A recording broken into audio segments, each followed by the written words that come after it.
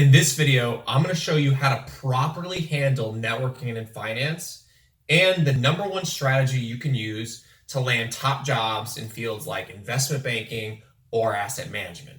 This is the exact same networking approach we have our students use to get responses from high-level people such as vice presidents or managing directors in fields like private equity, asset management, and of course, investment banking. And today, I'm going to show you exactly how to use this strategy to properly handle your networking and finance step by step.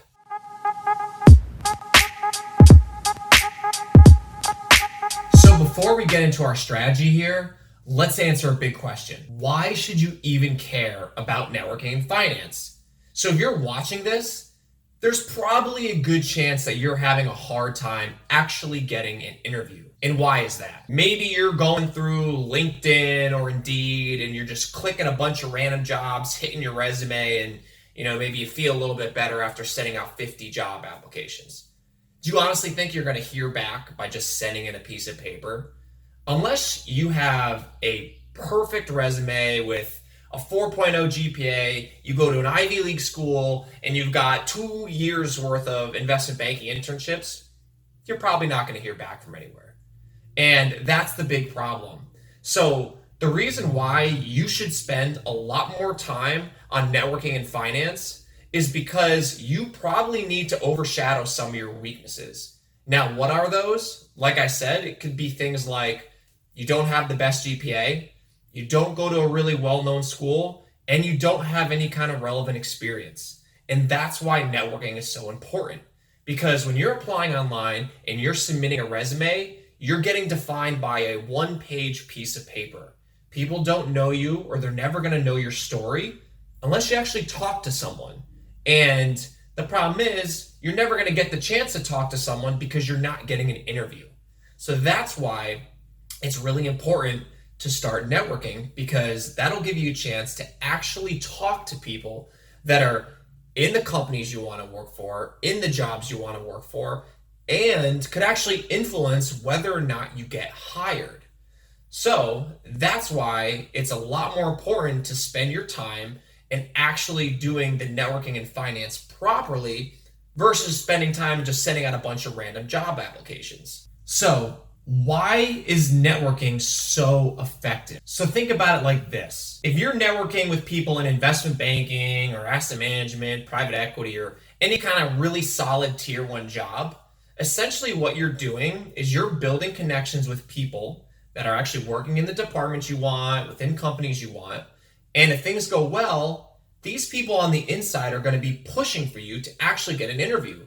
So whether it's them talking to someone in HR to flag your name or flag your resume, if you have one person pushing for you, or even better, multiple people pushing for you to get an interview, it's going to dramatically increase your chances of you actually getting an interview with a real person. At the same time, it's not only good because it increases your chances of getting an interview, it also opens up the potential that you're going to find out about other jobs that you might not have heard about online. So you could end up talking to an alumni who ends up telling you about a buddy at another firm that's actually looking to hire someone, and they might not even have that job posted online. So that's why it's really, really important to do as many networking calls as you can, because you really never know what's going to pop up. And in terms of your time being spent, it's a lot more effective to do this and see what happens versus applying to a bunch of random jobs online just by submitting your resume. So let's get into step number 1 here, which is finding the right people to reach out to. And by right people, what do I mean by that? So when you're networking in finance, you want to reach out to people that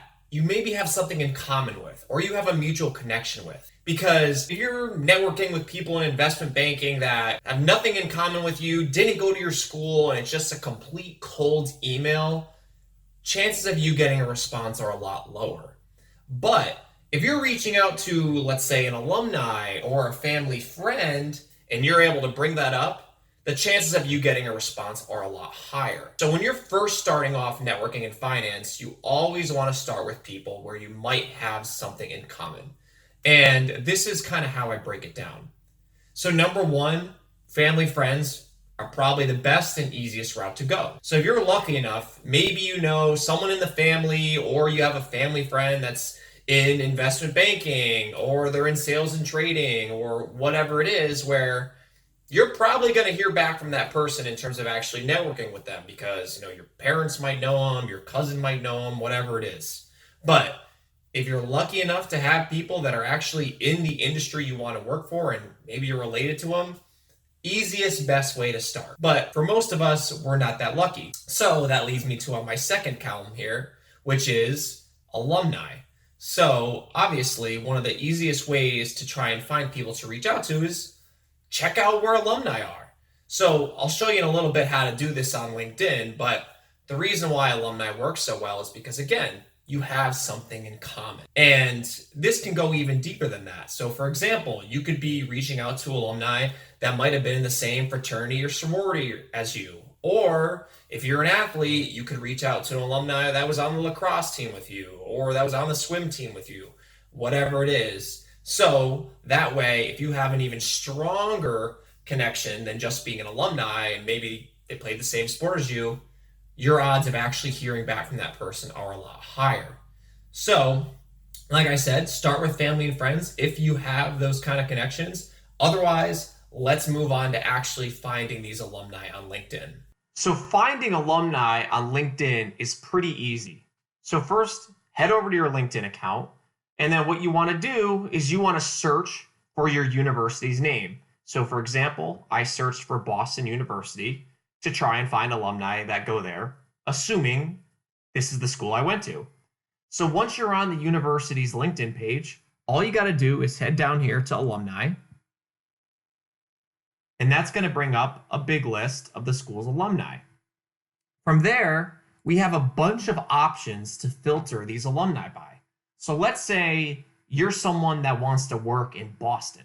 So let's select, we want to target alumni that live in the greater Boston area. So we can hit that there. And then what we can do is we can get even more in detail. So we can target them by where they work. We can target them by the industry they're in, what they studied, etc.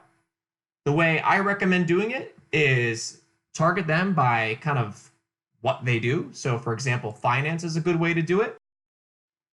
Then you'll get a bunch of alumni here that you can target that work in finance. So for example, let's say we're trying to target someone that works in investment banking. So you can scroll through the alumni list down here and just kind of keep going through. And then we can just pick an alumni to target. So we have this student here, for example, that works in investment banking at Moelis.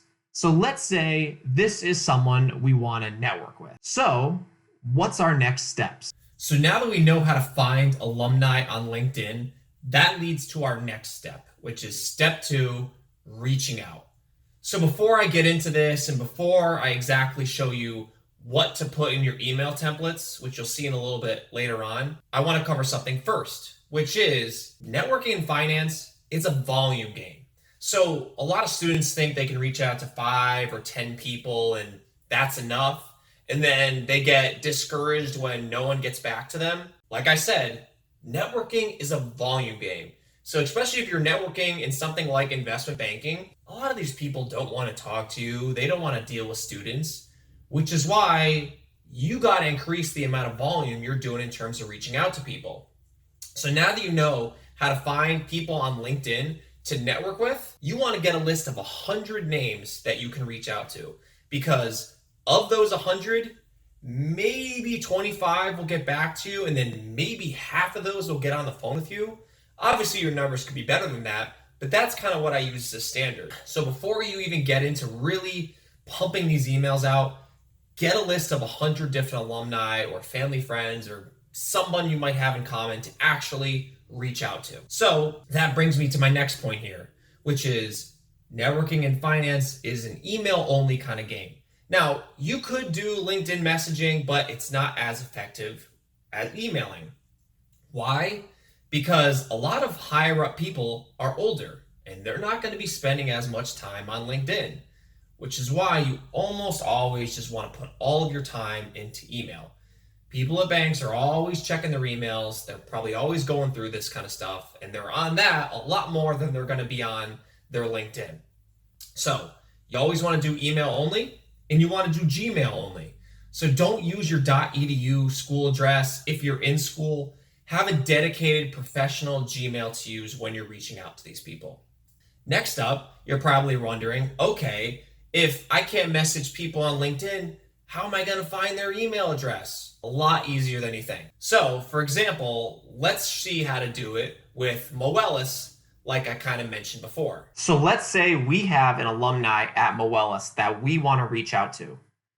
It's pretty easy to figure out what someone's email is. All you have to do is figure out the way each company structures their email templates. So for example, if we're trying to find what someone's email at Moelis might be, we just head over to their website. And then from there, we want to try and find someone's contact info to see how the email addresses are actually structured. So all I did here is I went over to menu, went to their senior leadership team. You got a list of people here with their emails. Let's figure out what their email address is. Paste it in up top, and what we got is we have first name, last name at moelis.com. It's literally that easy. And if you're not sure if it's actually a good email, all you have to do is go to Google and basically search for email testing. So test email, and you got tons of services that'll literally let you paste in an email address to see if it actually works.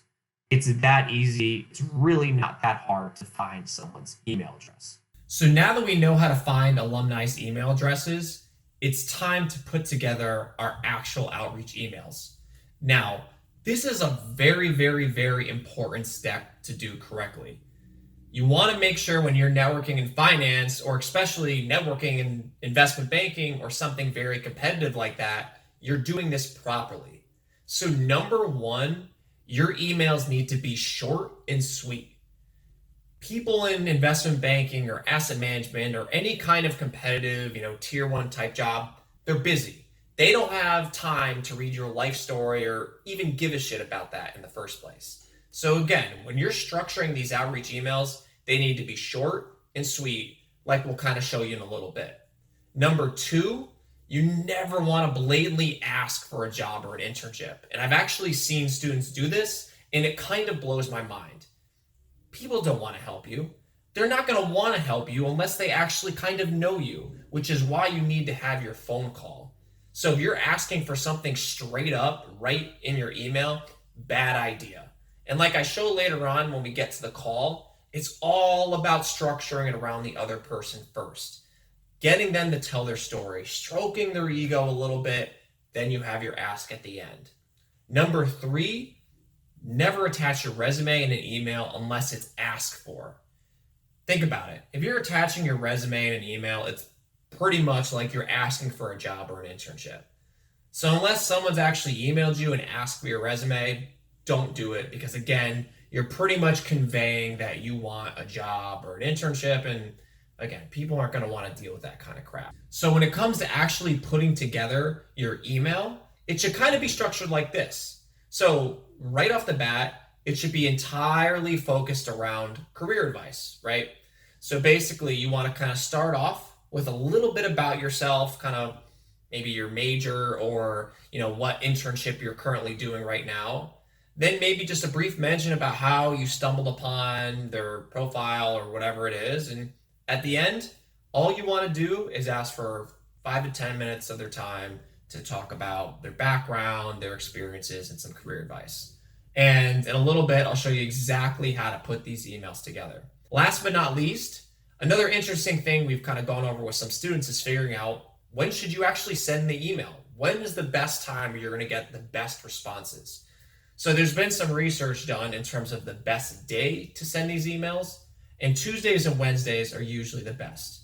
If you kind of think about it, sending it on a Monday is a bad idea because people are going to have a lot of emails from the weekend, and sending it on Friday is an even worse idea because it's a Friday. So in terms of the days you want to focus on, if you have this option, Tuesdays and Wednesdays are the best. In terms of time, this is another important thing as well. If you send it really early in the morning, it's going to be loaded up in their inbox with all these other emails they got to go through. If you send it around lunch, they're at lunch, they're probably not checking it. But if you send it around 2 to 3 p.m. when you're kind of getting tired, you kind of want to procrastinate, maybe need a coffee, that's the best time that you should focus on sending these emails, because from what we've seen, that's when you get the best response rates. Okay, so putting together your networking email should be pretty straightforward, kind of like I said before. So again, the whole idea here is to keep it short, simple, sweet, and all you're really doing is asking to get them on the phone for career advice. So here's an example we had a student use when trying to reach out to alumni in investment banking. And this student, for example, happened to be interning at a boutique investment bank for the summer and was starting to reach out now in terms of full-time opportunities. So again, pretty simple. Let's start with the intro. So one thing here, and this is kind of a little bit debated, is whether you structure something, hello, Katie, or hi, Katie, or dear Mrs. X. Now, this can kind of go either way, but the way I kind of view it is if you're reaching out to younger people, like let's say an analyst that just graduated, I would address them by their first name because you're pretty much almost the same age. If you're reaching out to someone a good amount older than you, then I would recommend using the Dear Mr. or Mrs. X template, okay? So from there, we kind of just get into our first sentence, which is essentially a quick description of yourself, basically saying, I'm currently interning with Bank A boutique investment bank focused on M&A advisory, and I'm very interested in working in full-time in investment banking. I'm currently a rising senior at UGA and found your LinkedIn while searching UGA alumni in investment banking. Again, describes what he does, describes how he found her profile. Next up down here, I wanted to reach out to you to see if you'd be willing to talk about your experience at SunTrust and how you started working in the industry over a brief phone call. One sentence, easy, simple, describes exactly what he's looking for. Last but not least, if you have any availability, I would appreciate 5 to 10 minutes to chat over the phone. Thank you so much in advance. Again, super simple, super quick, takes 5 seconds for the person to read. If you time it right and the person seems helpful, they'll get back to you. Another really important thing to cover here is the headline. Basically, if you're reaching out to an alumni, you want to do something like your school name, student seeking career advice. So that way, if it's an alumni, they're going to recognize right off the bat. Okay, so for this second example here, same kind of idea, Baruch student seeking career advice. This time the person was older, so they addressed them as Dear Mr. Crane. I am currently a sophomore at Baruch College studying financial mathematics. This student didn't have an internship yet, so that way they just kind of classified it or described themselves by their major. I'm very interested in point 72 and a career in the investment industry. I came across your profile on LinkedIn while looking for a Baruch alumni at the firm, and I would very much like to learn more about your background, your experience as a trader, and your experience with the CFA program. Put a little bit of a personal touch on there to make it more relevant, which is a good idea. If you have any availability, I would greatly appreciate some time to speak with you, either over the phone or over some coffee. Thank you again for your time, and I look forward to hearing from you soon. Again, short, sweet, gets to the point. If the person's helpful, they're going to get back to you.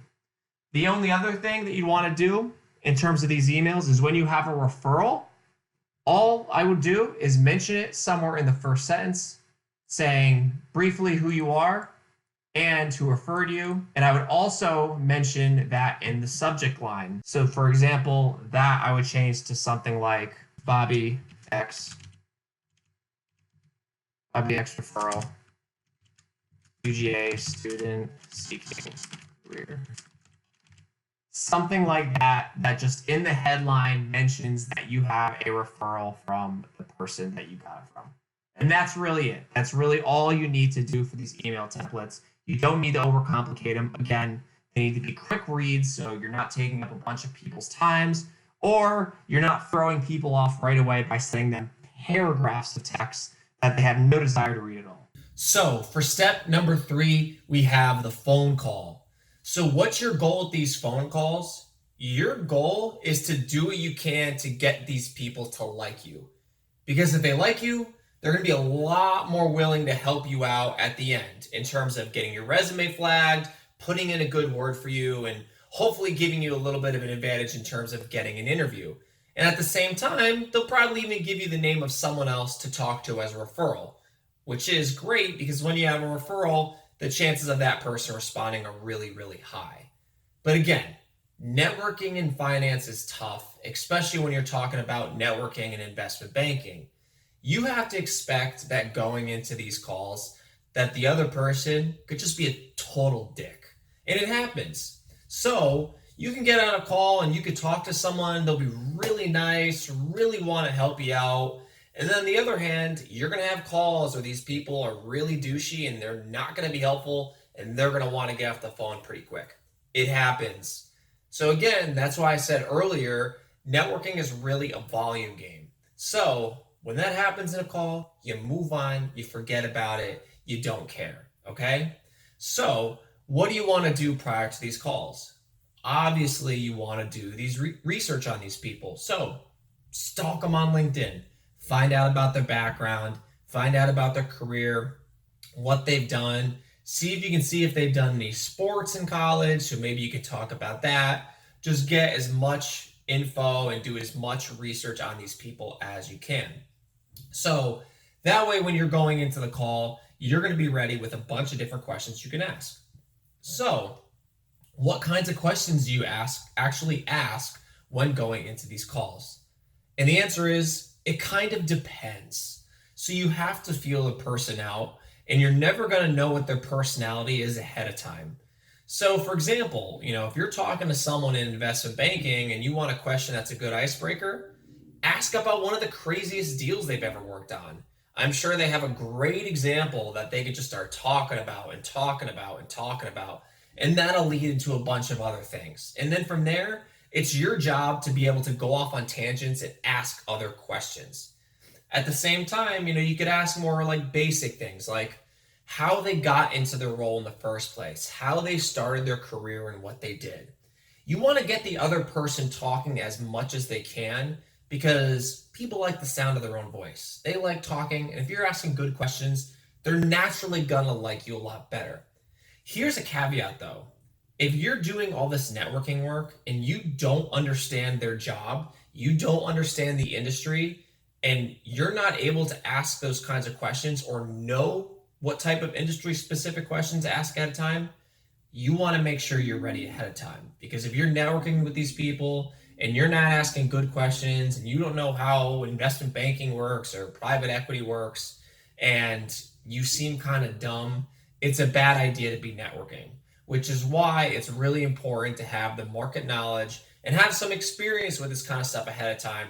So that way you know that you're asking the right types of questions and you kind of sound smart when you're asking them, because people will be able to tell that by the way you ask certain questions. So just make sure you're prepared ahead of time. And again, as these calls go, you're going to have to go off on tangents. So if you find out that this guy's a huge fan of the Chicago Cubs, go talk about that. Whatever it is that you can find in common or whatever kind of like common ground you can find, that's what you want to do. The more instances you can find of that kind of stuff, the better the chances that they're going to like you. So now that we're getting to the end of the call, you've asked a bunch of great questions, things are going pretty well. This is when you have your ask, and this is really important. And there's two things you want to do here. So assuming the call went fairly well, what you want to ask is, hey, I know that your bank occasionally hires interns or full-time analysts. Do you recommend I do anything to improve my chances of actually landing the role? And if the person likes you, they're nice, they could either ask for your resume, give you some pointers, whatever it is. Ideally, they'll ask for your resume, send it over to HR, get it flagged, and that increases your chances of getting an interview. Sometimes that doesn't happen, or sometimes there aren't roles available. So in those kind of cases, what you want to do is no matter how the call goes, even if it's not going really well, always end off by trying to get a referral. Because, like I said, when you have a referral, the chances of that person responding to you are really, really high because you have the referral from the other person. So at the end, no matter what happens, always just say something like this: hey, thanks again for your time today. I really appreciate you taking the time out of your busy day to talk with me. By any chance, do you happen to know of anybody else that would be a really, really good resource to learn from and ask great questions? Usually, by asking something like that, they'll give you the name of someone else within the department, someone else they know at another company. You never know what happens with this. But again, you'll get a referral and you can keep the networking going. And that's the idea here. Because once you have your initial batch of people to reach out to, you're eventually going to run out of alumni. So that's why you always want to be asking for referrals so you can keep the process going. So last but not least, we have step 4, which is the follow-up.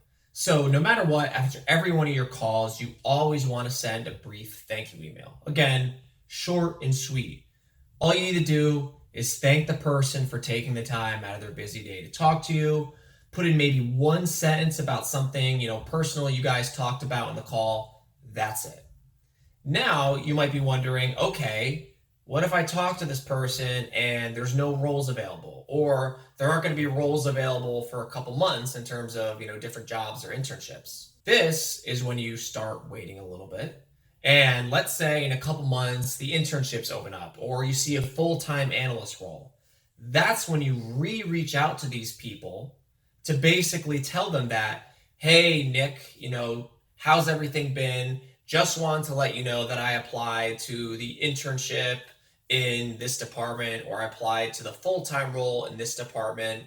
I just wanted to reach back out and see if you had any tips or recommendations to improve my chances of getting the interview or improve my chances of actually landing the role. And more than likely, they'll either ask for your resume and pass it along to HR or pass it along to someone in the department to hopefully and most likely increase your chances of getting the interview. And if you've talked to multiple people within this department, reach out to all of them and let them know that you applied. So that way you have multiple people on the inside that are mentioning your name or sending your resume to HR, and that should dramatically increase your chances of getting the interview. And this is why networking in finance is so effective, because when you have multiple people pushing for you like that, your odds of actually getting an interview are really, really high. And then from there, when you're in the interview, it's really a matter of being able to show that you know your stuff. So if you found this video helpful, feel free to like or subscribe to us by clicking the links below. If you're looking for more advanced strategies like this in terms of landing roles in investment banking, networking, preparing for interviews, whatever it is, feel free to head over to our site at tier1wallstreet.com, where we go a lot more in depth on topics like this. Now I'll turn it over to you. Are there other things that you have more questions on in terms of networking, or any other topics that you want us to cover? Feel free to let us know by commenting below.